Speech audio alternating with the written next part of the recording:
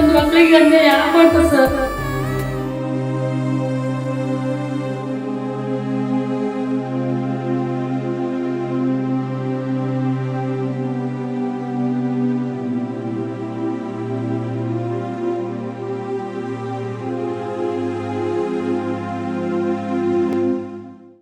ನಿಮ್ಮಂತ ಜನ ಪಾಠ ಕಲಿಬೇಕು ಸರ್. ಇಂಥದೆಲ್ಲ ಒಳ್ಳೆ ರೀತಿಗೆ ಭಾಳ ಅಂತ ಹೆಣ್ಮಕ್ಳು ನನ್ನಂತ್ರ ಕಿತ್ಕೊಂತಾರ ಸರ್.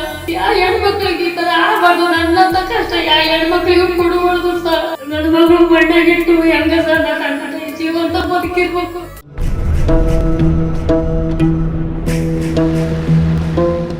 ನನ್ನ ಮಗಳಿಗೆ ಮದುವೆ ಮಾಡಿಕೊಟ್ಟಿದ್ವಿ, ಚೆನ್ನಾಗಿ ನೋಡ್ತೇನೆ ಅಂತ ನೆಮ್ಕಿ ಮೇಲೆ ನಾವು ಬಿಟ್ಟಿದ್ವಿ. ಈ ಥರ ನನ್ನ ಮಗಳಿಗೆ ಗಾಡಿಗೆಲ್ಲ ದೆಬ್ಬಿ ಹೊಡೆದು ರಾತ್ರಿ ಎಲ್ಲ ಹಿಂಸೆ ಮಾಡಿ ಮಕ್ಕಳ ಆಗ್ದಲ್ಲೇ ಹಿಂಸೆ ಮಾಡಿ ನನ್ನ ಮಗಳನ್ನ ಕೊರಗಿ ಸಾಯಿಸಿದನ ಸರ್.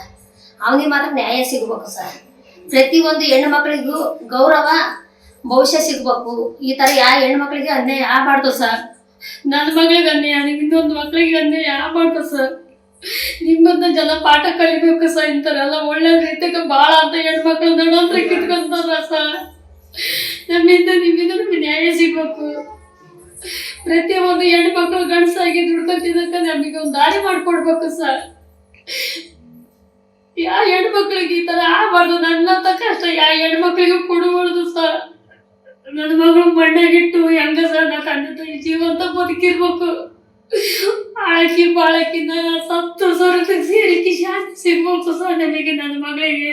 ಸಂಬಂಧಿಕರು ಯಾರಪ್ಪ ನೀನು ಯಾರು ಏನು ಅಂತ ನಮ್ಗೆ ಗೊತ್ತಿಲ್ಲದಕ್ಕೆ ಹೋಗಿ ಅವರು ನಮ್ಮ ಅಕ್ಕರು ನಮ್ಮ ಅಣ್ಣರು ತಮ್ಮರು ಅದರ ಅಂತೇಳಿ ಹೋದ್ವಿ ಊರಿಗೆ ಅವರೆಲ್ಲ ಸಂಬಂಧಿಕರ ಹತ್ರ ಮಾತಾಡಿ ನಂತರ ಆಯಿತು ನಾವು ಎಲ್ಲ ಜವಾಬ್ದಾರಿ ನಮ್ಮದೇ ಹೊಲ ಐತೆ, ಒಂದು ಮನೆ ಐತಿ, ಸೈಟ್ಗಳು ಅದಾವೆ, ಅಲ್ಲೇ ಊರಲ್ಲೇ ಇರೋ ವ್ಯವಸ್ಥೆ ಮಾಡ್ಕೊಡ್ತೀವಿ ನಾವು ಅಂತ ಅವರು ಒಪ್ಕೊಂಡಾದ್ಮೇಲೆ ನಂತರ ಒಂದು ತಿಂಗಳು ಬಿಟ್ಟು ಆಂಜನೇಯ ದೇವಸ್ಥಾನ ಹತ್ರ ಮದುವೆ ಮಾಡ್ಕೊಂತೀವಿ ಅಂದರು. ನಿಮ್ಮ ಇಷ್ಟ ಸರ್, ಎಲ್ಲಿ ಬೇಕಾದ್ರೂ ಮದುವೆ ಮಾಡಿಕೊಟ್ರೆ ನಾವು ಮಾಡ್ಕೊಡ್ತೀವಿ ಅಂತಂತ ಹೇಳಿದ್ವಿ. ಮದುವೆ ಮಾಡಿದ್ವಿ ಎಲ್ಲರೂ, ಅವರು ನಾವೆಲ್ಲ ಸೇರಿ ಮದುವೆ ಆದಮೇಲೆ ಇಲ್ಲೇ ಊರಲ್ಲೇ ಇರ್ರಿ ಅಂತೇಳಿ ಹೇಳಿದ್ರಿ. ಅವರು ಇಲ್ಲ ನಾನು ಬೆಂಗಳೂರಿಗೆ ಹೋಗ್ತೀನಿ, ಅಲ್ಲಿ ಕೆಲಸಕ್ಕೆ ಹೋಗ್ತೀವಿ ಇಬ್ಬರು, ಇಲ್ಲಿ ನಮ್ಗೆ ಸೆಟ್ ಆಗೋದಿಲ್ಲ ಅಂತೇಳಿ 1 ವರ್ಷ 2 ವರ್ಷ ದುಡ್ಕೊಂಬಂದು ಇಲ್ಲೆಲ್ಲ ಮನೆ ಕಟ್ಕೊಂತೀವಿ, ಸೈಟ್ ಅದಾವೆ, ಮನೆ ಕಟ್ತೀವಿ ಅಂತ ಹೇಳಿದ್ರು ಸರ್. ಅಲ್ಲಿ ಹೋದಾದ್ಮೇಲೆ 1 ತಿಂಗಳ ನಂತರ ಅಷ್ಟೇ ಅವರು ಆರಾಮ ಚೆನ್ನಾಗಿದ್ರು.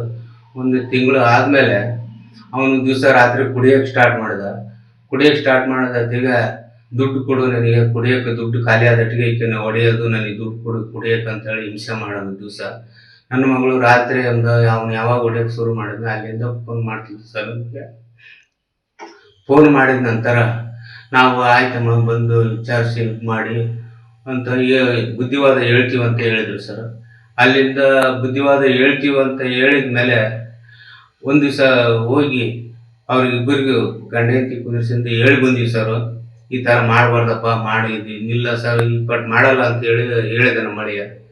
ಅಲ್ಲಿಂದ ನಂತರ ತಿರುಗಿ ದಿವಸ ಅವನು ಕಮ್ಮಿ ಮಾಡಲಿಲ್ಲ, ಜಾಸ್ತಿನೇ ಮಾಡಿದ. ದಿವಸ ಹೊಡೆಯೋದು, ಕುಡಿಯೋದು, ದುಡ್ಡು ಕೊಡಲಿಲ್ಲ, ಕುಡಿಯೋಕೆ ದುಡ್ಡು ಕೊಡಲಿಲ್ಲ ಅಂದ್ರೆ ಹೊಡೆಯೋದು. ಅವಾಗ ಒಂದು ದಿವಸ ರಾತ್ರಿ ಏನಾಯ್ತು ಸರ್, ಹಿಂಬಲೆ ಕೂದಲು ಹಿಡ್ಕೊಂಡು ತಲೆಗೆ ಬಲವಾಗಿ ಗಾಡಿ ಗುದ್ದಿ ಬಿಡೋದ ಸರ್. ಬಲವಾಗಿ ಗುದ್ದಿದ ತಕ್ಷಣ ಅಲ್ಲಿಂದ ಬಂದು ನಮ್ಮ ಊರಿಗೆ ಬಂದು ಸರ್. ಯಾಕಮ್ಮ ಬಂದೆ ಅಂತಾರೆ, ನಮ್ಮ ಗಂಡ ಹೊಡೆದ ಅಪ್ಪಾಜಿ ಅಂತೇಳಿ ನನ್ನ ಹತ್ರ ಹೇಳಿ ಆದ್ಮೇಲೆ ಹಾಸ್ಪಿಟ್ಲಿಗೆ ಸೇರಿಸಿವಿ ಸರ್.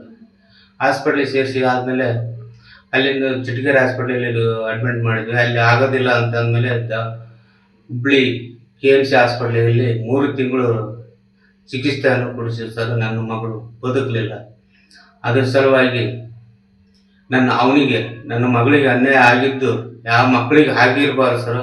ಅವನಿಗೆ ಕಠಿಣ ಶಿಕ್ಷೆಯನ್ನು ನಾನು ಕೊಡಿಸ್ಲಿ ಅಂತೇಳಿ ನಾನು ಎಲ್ಲ ಕಳೆಯಿಂದ ಬೇಡಿಕೊಂಡೆ.